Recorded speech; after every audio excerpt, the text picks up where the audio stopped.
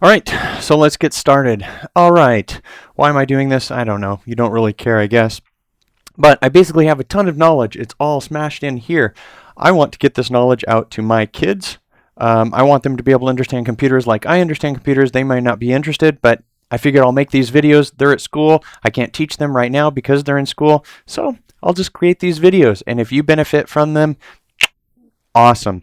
All right, so what we're doing today is we are setting up our terminal. Most everything I'm going to be covering on the channel is all related to technology, QWERTY, nerdy. I think you get it. So let's take a look. First thing is iTerm right here. iTerm, I am on a brand new Macintosh operating system.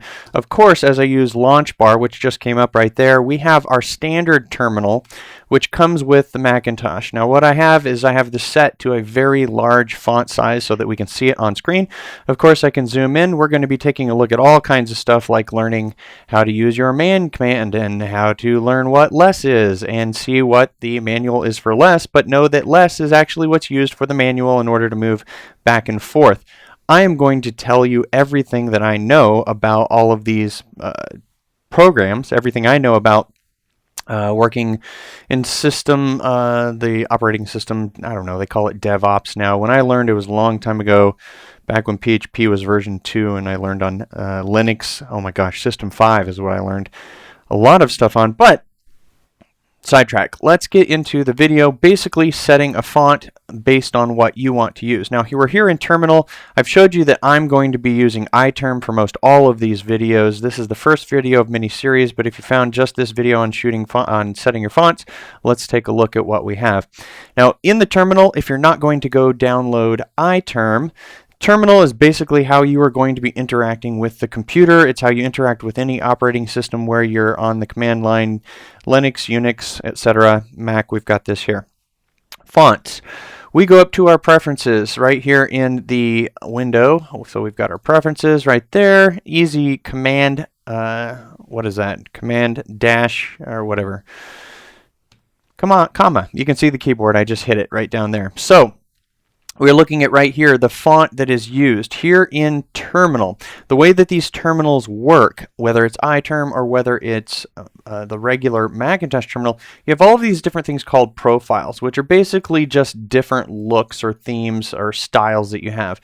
Whichever one is set to the default, which if we take a look right here, this is, I could select a different one. If I like this, all the color settings for this red sands, I could click this default right here.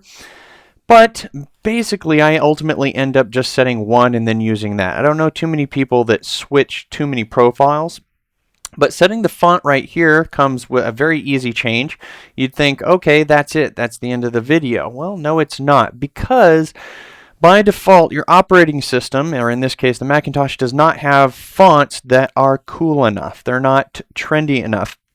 By default, this will probably come up with a selection that's like that right there, where it will be set to all fonts, and you have to just sort of go through the list. And no, you don't. You don't have to go through the list. What you can do is you can, on the Macintosh at least, select on this setting right here of the fixed width. When you select on that, it's going to tell you all of your fixed width fonts that are installed into the operating system. Now, both Macintosh and Windows, they have a fonts folder, and we'll take a look at that.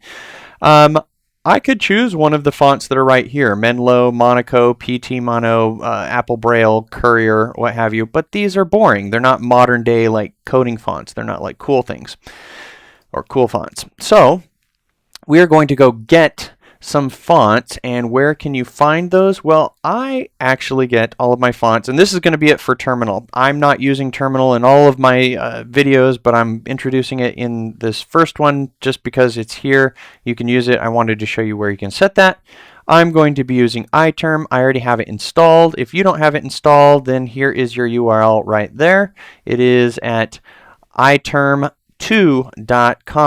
There it is, iTerm2.com. Link will also be down in the bottom, and I suggest you go get that if you're on a Macintosh. Of course, you're watching this. You don't have to be using a Macintosh. You can be using Linux or Windows. We're going to be learning all that cool stuff too.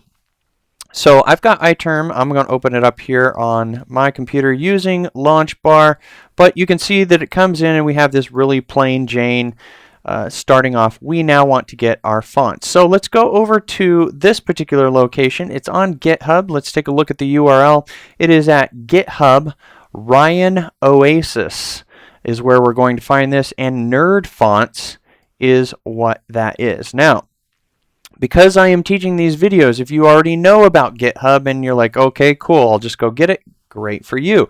But I'm creating these videos for my sons or for anybody else who wants to really learn how to use the computer, learn everything about what goes on underneath, and I'll give you a little hint, everything underneath is just text. Everything on the computer is pretty much just text. Well, you have binary data, and that is a bunch of text characters, but most of the computer is controlled by text. Everything we're looking at here in the web browser is all just text. Of course, if you're really QWERTY, you already know that. So we can download this in a couple of ways. Because we're on a Macintosh, we already have Git installed.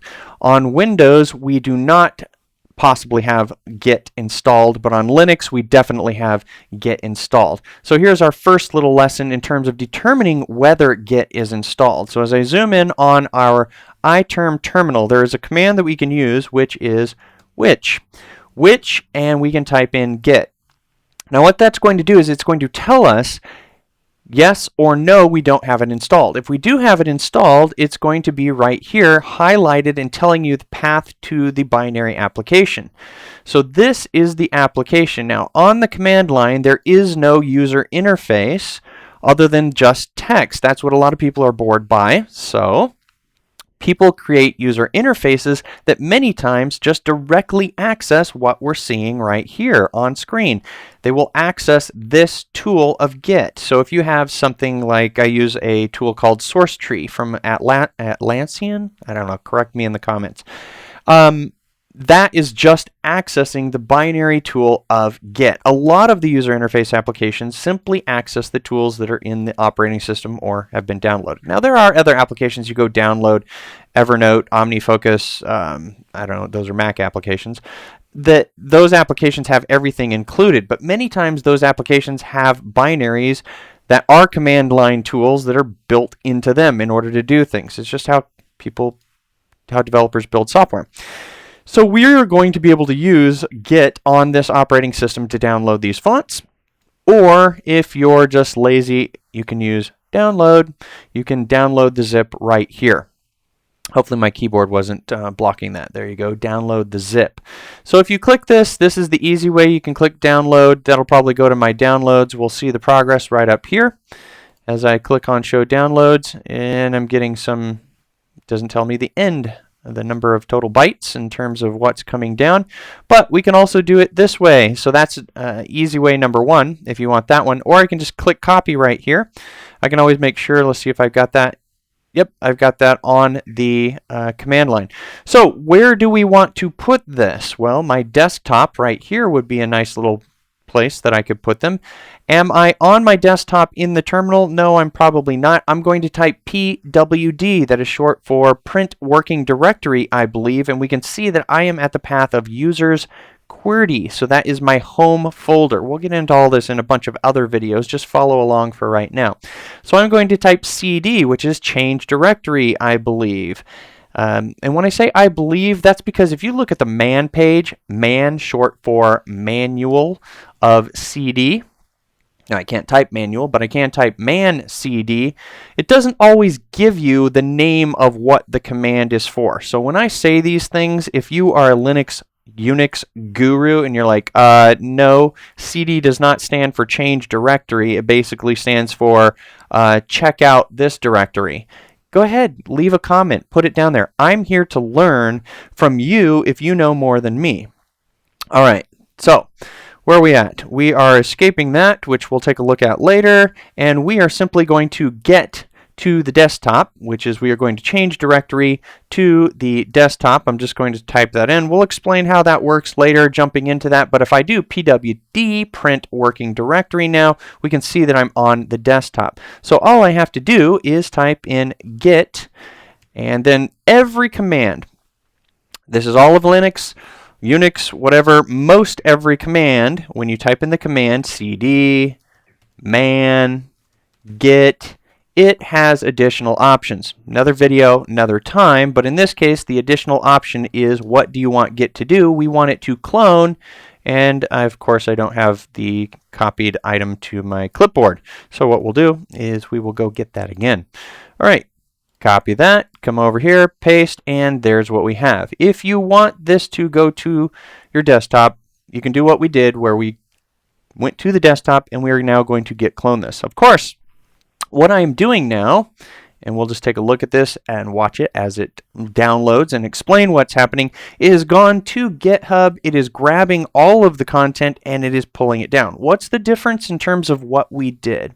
Well, when we clicked to download over on the page right here by clicking the download zip, what we actually did is we just downloaded one version. That's a small collection of the whole of all of the code that has been collected.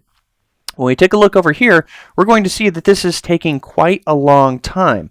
When we use Git to pull down a repository from GitHub or any other repo, which is basically just stored on a computer somewhere out in the internet there, we're basically asking it for not just the little snapshot of the short amount of the most recent version, let's call it. We're basically saying give us all history from the time that this thing was actually started, from the time that we started collecting all the information and each change that we chose to save. We're basically asking for all of that. So in this case right now, I'm getting some really terrible download speed here. That can either be GitHub or it can be me, my connection, however many hops are in between. We'll save hops for another video at another time. But basically, downloading in this way, I am not going to get this very quickly, as a matter of fact. In fact, what do we have up here? Ooh, look at that. My download is actually really bad in terms of what's going on. All right. Because I'm recording this live, I am not going to be able to have these fonts downloaded in the time frame that I would have liked in order to show you actually using one of those fonts. But that's no big deal. We can still take a look at the process of getting a font into I'm going to go get the fonts from my other, we're going to actually learn a little bit more here. I'll get some fonts from my other, my other account. Gosh, I'm at a loss for words there. Just to show you the way that we can do that. Let's create a new tab in this. You can see right there, the little keyboard, I created a new little tab. So what's going to happen is this tab in the background is still grabbing all of the data from GitHub. This tab, I'm going to basically show you how to open the fonts folder within the terminal. Now, everything that we do within our computer in terms of where things are installed, we are typically working through the user interface. Now what I did is I created a new window right there. The Finder, we can see right here, happens to be the name of the way that we interact with the computer. You probably already know that, but again, this is for those that are learning, so if you already know and you're bored, you probably checked out of the video early. What we have is we have three different views right here. We have this icon view, this list view, and then this panel view, and we can switch between them. You can see that on the keyboard I am just switching between them with the command keys, command 1, command 2, command 3. Very easy to go between those. I like this one, the list view.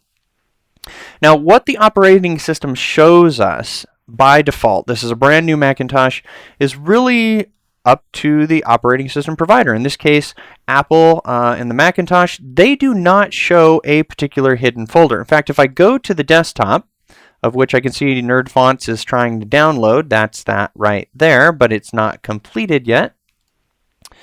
If I go up one level, which you can see with it, what I just did with the the command up arrow, what we can see is in this folder, well, we can see right here, at the root of my operating system, which let's see if I can get this to go back. There we go. So on my hard drive called A drive, I have all of these different folders, and one of them is this folder called library.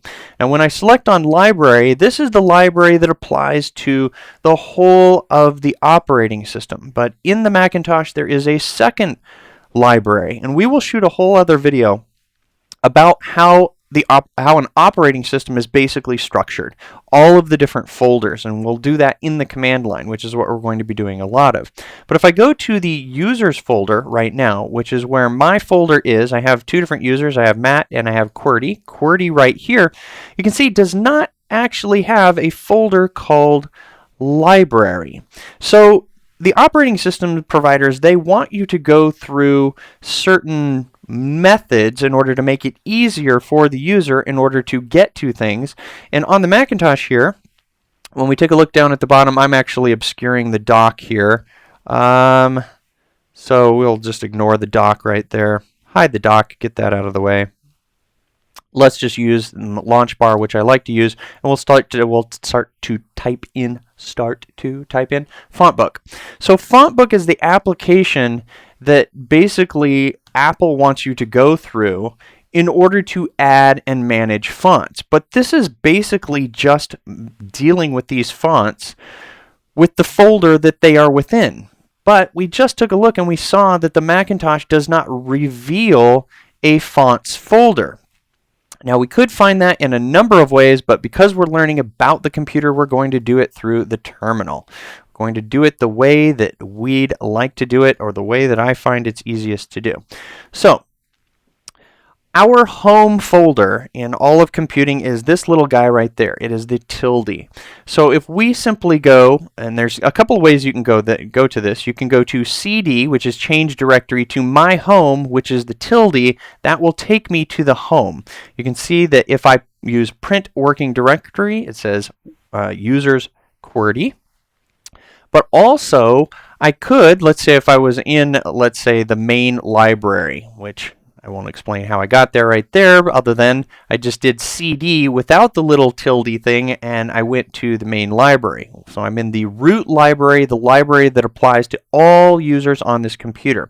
If I want to get to my home folder, all I have to do is just type CD. That, again, just like typing CD with the tilde, is just a shortcut version of being able to go to my home folder. So CD takes me to my home. I've used print working directory, and I now need to zoom out because we're probably too far down. So at my home folder, I'm going to now use a new command, and that is the ls command, or short for list, or that's how I think of it. Again, if you want the real name, if you can find it, just do man, short for manual, ls. So we're going to type ls. And if I do just ls right now, I always get this plain blank thing. You can see that it's all the same folders as what we saw before. We switch back over to the Finder.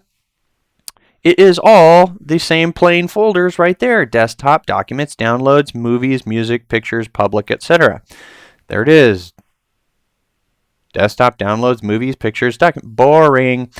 Again, as I stated, all commands, or almost all commands, have additional options. Now, in order to look at those options, you'd have to type in man ls, and then we would basically have to scroll forever looking at all of the different options. All of those options are that dash right there, dash capital B, dash lowercase b, dash capital C.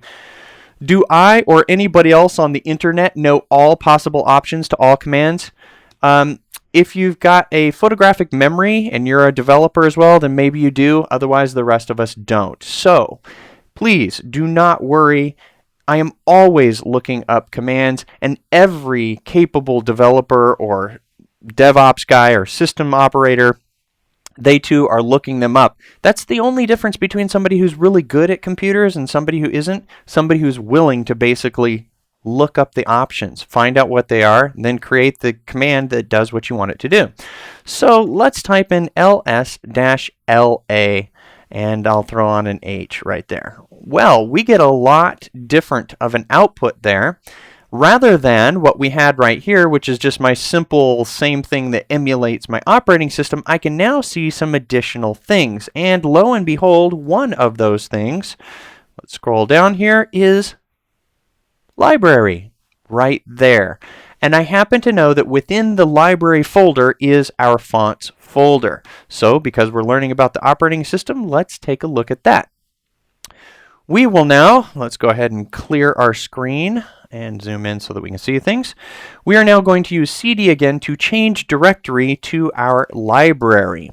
Now what I'm doing here is I'm actually just typing the LI, and I'm really lazy, don't want to type the rest of the word library, too much of a pain. You can see on the keyboard that I'm hitting the tab key, and that is expanding out on the path. You can do this anytime on the command line, and if the current position where you're at can see the path, you can tab out all the time that you want. Now let's do that ls-lha again. We are going to see all of the different folders, but if we are a developer, or if we're a user and a developer and we like to work in the Finder, we can very easily open this library folder, which in the Finder is conveniently hidden. So let's just open it up. So we're going to type open, and we'll type, I think I'm already in the library, right? Print working directory. Yep, I'm already in the current working directory. So I could have done this in two different ways. From what we have learned, I can open, and I can use the period key, and the period is just going to be the current directory. What is the current directory? It is users QWERTY library. So when I hit open, and again, this is not, open command is probably, I'd have to check on Unix. I'm not logged into any Linux systems right now. The open command may only be specific to Macintosh. Let's take a look. Man open. It's probably an Apple binary. And let's scroll down here. First appeared Mac OS. So it looks like it probably is a Mac OS specific command. All right. So did you notice what happened though? We opened the folder of the library where all of the different hidden things are. This is our operating system's guts. Well, it's actually not the operating system. The operating system would be the root library, and we are in the user library. So every user that logs into the system, they have things specific to them. That is their own library, their preferences, their fonts, their things, how they like to see things. Let's go ahead and open up the main library and take a look at that as well. Might as well. Let's clear our console, and then let's type in open, but in this case, let's now pass a specific path. Let's go root, which is /, and then we'll start to type library. We'll back out, and we'll just hit, and we'll open that. Voila! We now have the main system library, which we'll put right there, and then we have the user library, which we have right here. Now, as a developer, one of the things that I like to do is I like to modify my operating system so that I can see exactly where and what I am doing within the user interface as well as on the command line. So this doesn't help me right here, the fact that these windows are showing the library and the library. It's both the same thing. The only way that I would know the difference here on Macintosh is to hold down the command key, and we can see right here that when I do that, it tells me the reverse order of the path. I can see that I am on my computer, on my hard drive, in the root library. Now that's going to be different than what we have over here, where I now have a different path of my book, my hard drive, users, my user folder, and then my user folder library. So this is the location where we can see that we have a lot of the same things. Over here in the main root library, we have fonts. Over here, we also have a fonts folder. So this really boils down to, do you want the fonts that you're going to install to be available to the whole of the operating system and all other users, or just for you specifically? So if I open this fonts folder, I'm going to see that there's a list of nothing right here. If I open this fonts folder, I can see all of the fonts that are being provided by the operating system. This is where we can install our fonts. You can choose here or you can choose here, and the decision just boils down to, if I am the only developer on this machine, it doesn't really matter, but if there are multiple developers on this machine, probably picking the system location for installing your fonts is a better choice. But if you only want those fonts to appear for you as the user, you can of course use your folder. Now what happens in good old FontBook when we install or double click a font, that's what the user would do, and that's what Apple would want you to do. You double click the font, it will recognize the extension, it will open up FontBook, or it will open up a font application if you're on Windows and basically ask you, do you want to install this? It will probably install it within the system location. But let's take a look at our terminal. Looks like we've got a nice download right now, so let's install that font and finally call this video a wrap. So we've got Nerd Fonts. I've downloaded that. The download probably also worked as well. I'm going to sort by kind because I like to group all of the folders right here. Now what's nice about these Nerd Fonts is that they are patched in order to, that's why it says patched fonts. These fonts have special characters in them that way down the line when we get to another video you will be able to see, allow you to do show some really cool things within your user interface. So how do you pick your favorite font? Well, you can basically go through all of these and just take a look at them. The easiest way to do that here on the Macintosh is watch my keyboard as I go through these fonts. I like to basically look at all of these fonts and just basically I can push them down. Now it's a bit of a hassle to have to do this with the arrow key looking at each one, but you can see that I can simply hit the space bar and that's going to bring up a preview of the font. Now in the background I can scroll through and take a look at this font.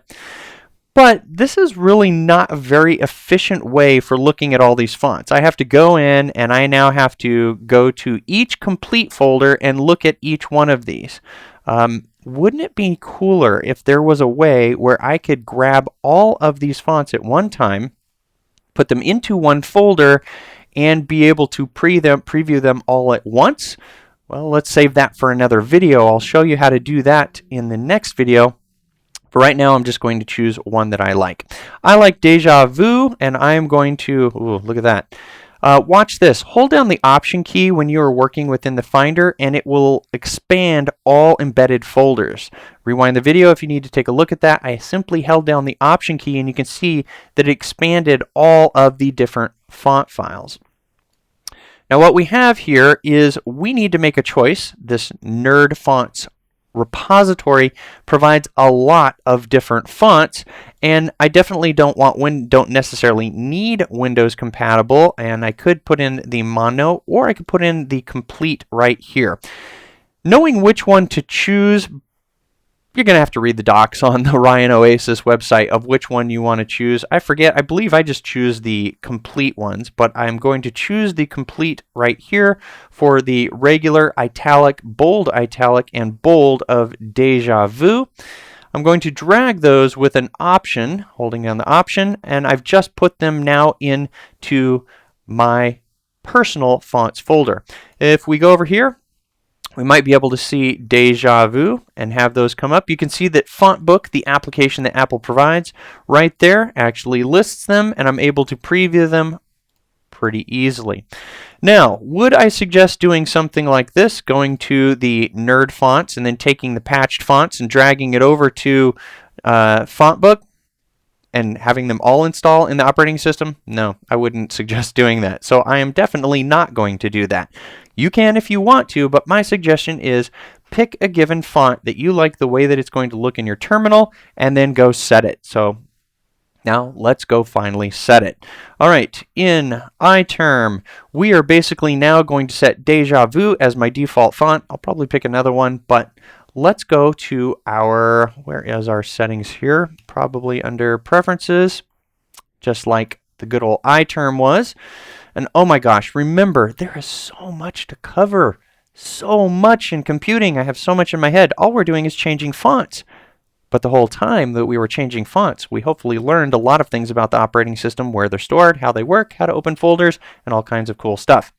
So in iTerm, we are going to be going to our Appearance, actually Profiles again, sorry about that. It emulates, iTerm basically emulates the way that Terminal works in the Macintosh.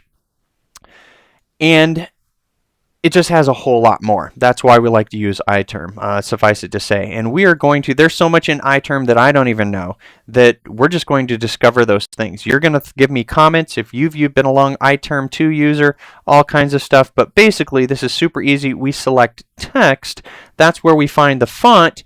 The default font that is being used in iTerm is currently the good, boring Monaco font.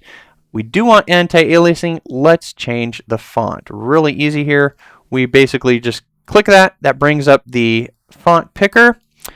And again, we can go to, thank you phone for the notification. We can go to our fixed width, and there we have it right there. Our Deja Vu Sans Mono Nerd font. We can select that, and then we can select whatever size we want. I'm probably going to be using 18 or something nice and big so that we can see it when we're learning all of our cool stuff. But that is the video. That's it. All that juicy learning in order to just change the font. Now, aren't you glad you know more about fonts, where they're stored, how to get them, and what to do? Well, I hope you are, because otherwise I could have just shown you, yeah, click this download zip on Ryan Oasis on GitHub, pick a font you want, drag it into FontBook. But you never would have learned all the other things that you learned about fonts, where they're stored, and the differences between the folders. So, as I clear the terminal and I check out, that's going to be the video. So, I don't know. How should I wrap these videos up? This is my first one. Thanks for watching. QWERTY out. All right. We'll leave it at that. QWERTY out.